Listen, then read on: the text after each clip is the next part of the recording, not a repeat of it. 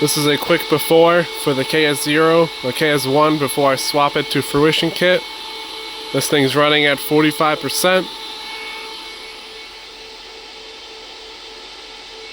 And that's the wattage, 1860, 1870. And we'll see how it compares once I put the Fruition kit on and the AC Infinity fan.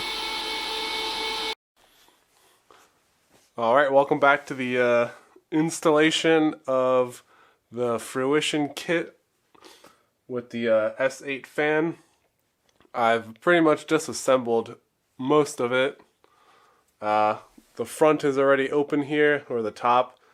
Bunch of screws. The power here. The fan's already disconnected. You get these fan spoofers that come with the kit. I don't know if it'll focus, but there's two put together. You just break them apart. It's a little scary, but like, it's not bad. And then they just go on the 4-pin fans and you're good to go. I don't know if there's a certain way they should be mounted, so I'll check the manual, but currently I'm just taking the fans off, which is pretty easy.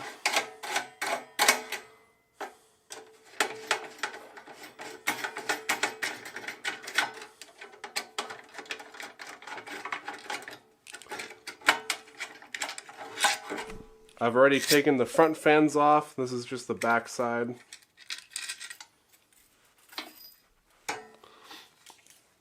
The one thing you do need to be careful of is this little lip here that the fans are routed through. I would route the fan wires through one by one because it does cut them up.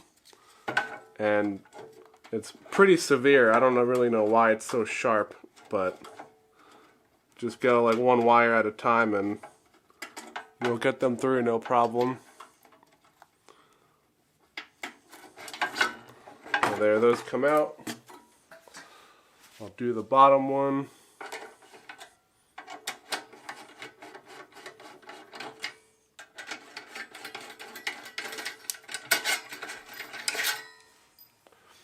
And you won't be using these fans again, so they're getting replaced by an AC Infinity S8 fan, so you do not need these fans anymore.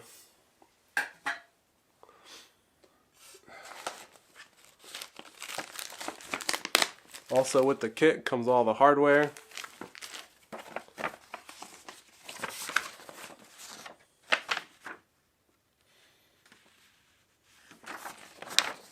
So yeah, span spoofers, they will get installed with the red part facing up. It's kind of hard to see, but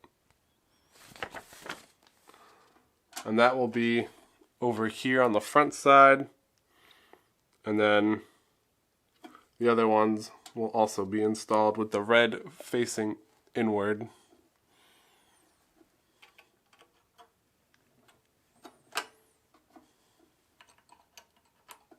Yeah, so like on the back here there's a tiny little lip. You can't really see it, but that's my problem. I got this one on easily. Not sure why the other ones are being problematic. Okay, so some are just hard to get on. Okay, well, back to installing the rest of this.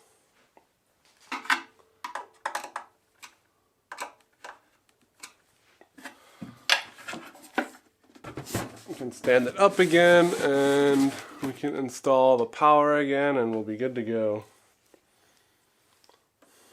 Also, I do have my two boards in the middle instead of the outsides, so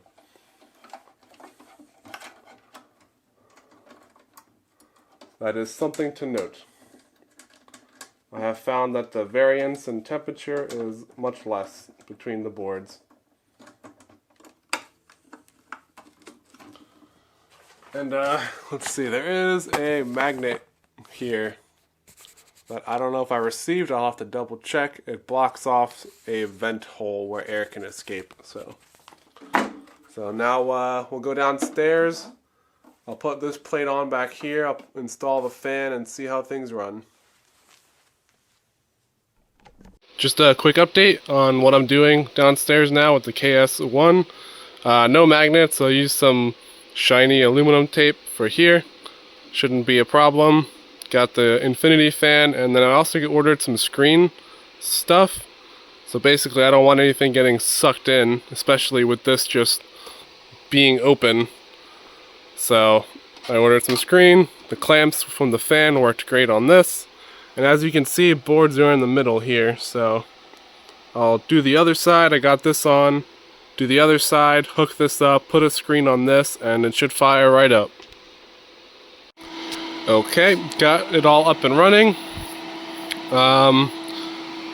Let's see, clamp here. This is pretty snug. Clamp here. More of this stuff, and this thing sucks a ton of air. I mean, it like pulls my shirt in if I lean too close, and it's on 6. So, let's see, this is max.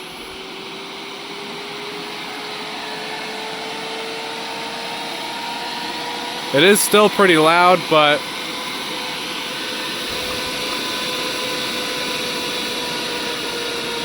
so 10 is pretty loud, but for my purposes and only having 2 hash boards in here, I really don't need it that loud. It's currently on 6. We'll keep it on 7 and see what the temperatures are like. We'll go from there, but this screen is pretty awesome. You don't want to stick your hand in here, so. But clean this up a little bit. Just put some Velcro here, call it a day, and we'll see how it looks. Alright, machine's been running for around 25-30 minutes now. Still on level 6 here. So chip temps are getting around 75. I might lower this. We'll see how the hash rate goes. But clean this guy up a little. Velcro here. I need to clean this up like once I get 2 more cards. It's a 3060 and 3060 Ti rig. But also for the infinity fan, I used a C14 to like NEMA plug. So you can just use the PDU. Great. It runs on 240. And wattage around 1900. So depending on how these temperatures are, I might lower this and drop watts even a little more. But so far this kit has been great. Fitment was kind of iffy, especially on the bottoms here. I don't know if it's like ice river tolerance or the screw holes here are too small. They should be a little bit bigger considering the screw heads are quite large. I think if the screw holes on the actual kit were bigger, it could allow for some variance that Ice River has in their manufacturing, but other than that, it was flawless install and super happy with it, and so will everyone in this household because this is so much quieter.